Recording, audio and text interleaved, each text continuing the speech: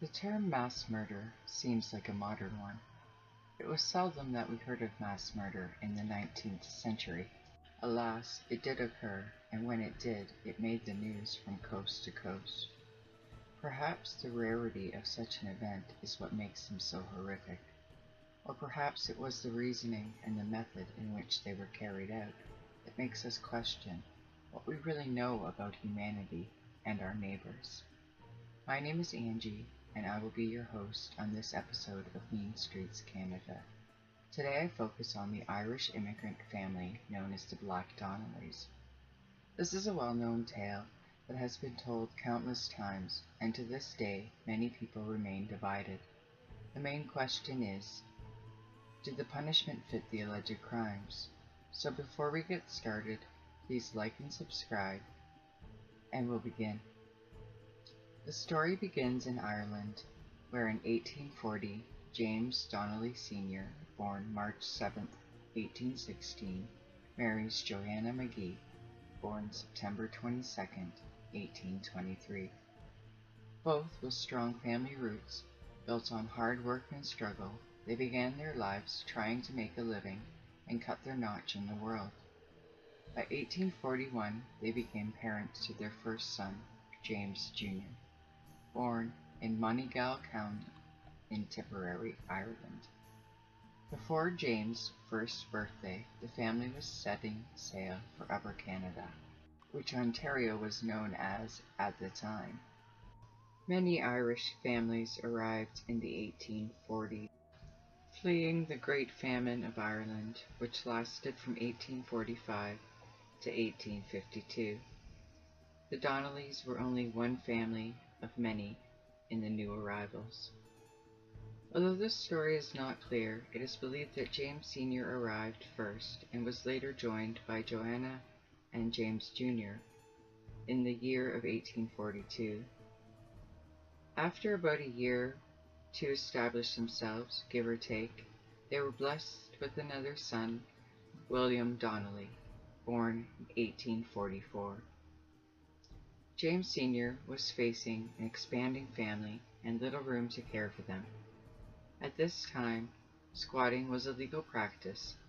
People would set out and clear unclaimed land and then request ownership to be granted from the governing bodies due to the labor and the care they performed.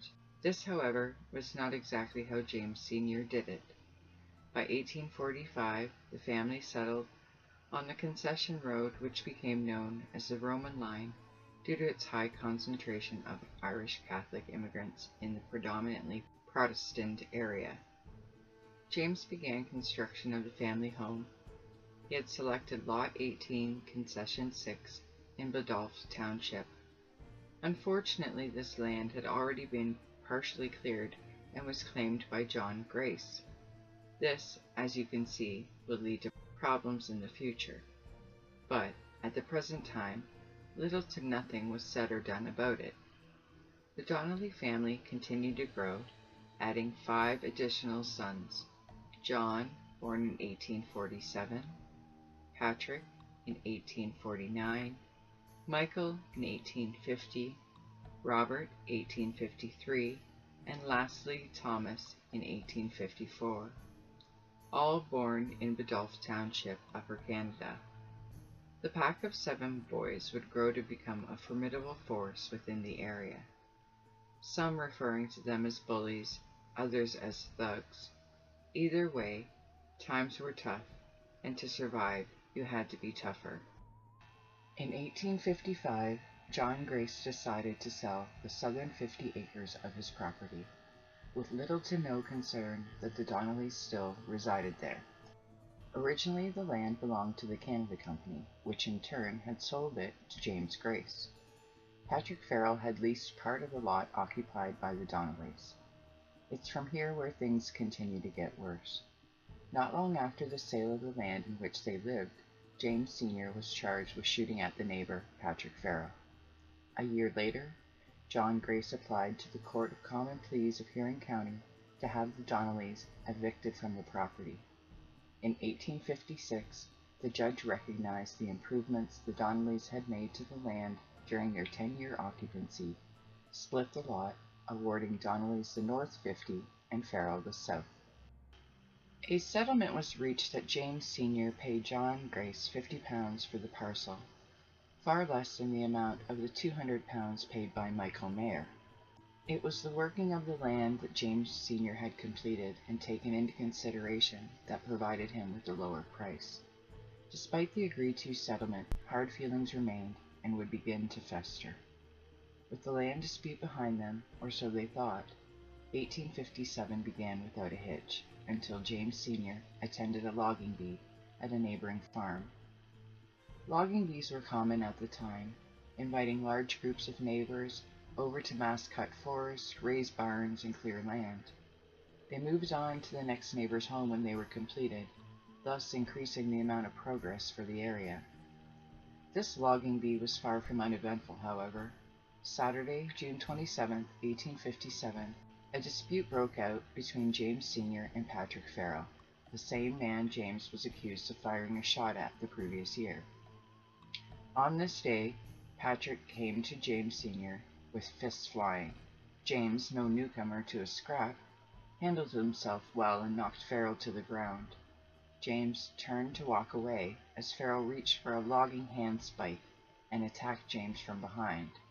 James, in turn, grabbed a spike of his own and threw it at Farrell, striking him in the head.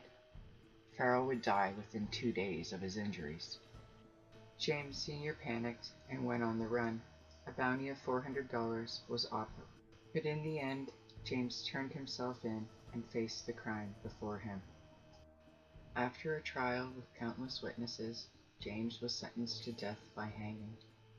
Many were shocked, including Johannah, who had 7 boys at home and a baby in her belly with no means to provide for them. At the time, the belief was that the conflicts between the Catholics and the Protestants had carried over from Ireland. With Donnelly being a Catholic and Farrell a Protestant, they deemed this case closed. During the trial, Johannah had given birth to their daughter Jenny in 1858. Not long after, James Sr. was off to Kingston Penitentiary to serve his sentence of death. Through fighting and petitions, Johannah was able to get the sentence overturned, as it was clearly an act of self-defense by many onlookers who had witnessed it. James Sr.'s sentence was reduced to 7 years, but that did not solve Johannah's problems at home. In that same year, Johannah takes out a mortgage for the farm and sold part for a small fee, dedicating it for a schoolhouse for the children of Biddulph Township. With all of her sacrifices, she manages to keep the remaining land and raise her family in her husband's absence. It's not until 1865 when James Sr. would walk back into his home, convicted felon with time served. Although their troubles seemed behind them, little did they know that their family would soon become the target of false allegations, or they become a gang of criminals. I guess this depends on who you ask. In 1869, William Donnelly was charged with larceny by John Graham. This case was acquitted. The same year, James Jr. and William would be charged with robbing the Granton Post Office. Again, acquitted. Perhaps it was these run-ins with the law that got the boys thinking straight. The next year, in 1870, the boys began to establish themselves in careers. James Jr. moved to Michigan. Patrick began training in wagon and carriage making and marries Mary Ryan. John manages a saloon in Lucan and elopes, but the marriage lasts only a few months. Robert, Michael, and Thomas farm on other properties in Biddulph Township. William continues to help out on the original homestead. The following year, in 1871, the boys begin to work for the stage line owned by McPhee and Keith. It is here where we will wrap this story up today.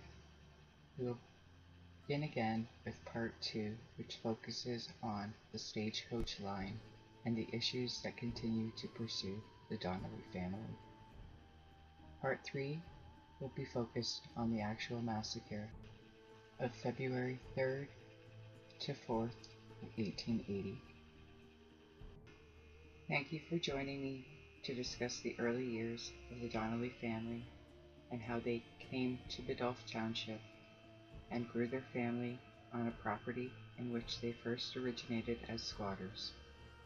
I encourage you to like and subscribe to this channel so that I can continue to bring you the stories of the macabre as we journey down Main Streets, Canada. Thank you. Have a great day.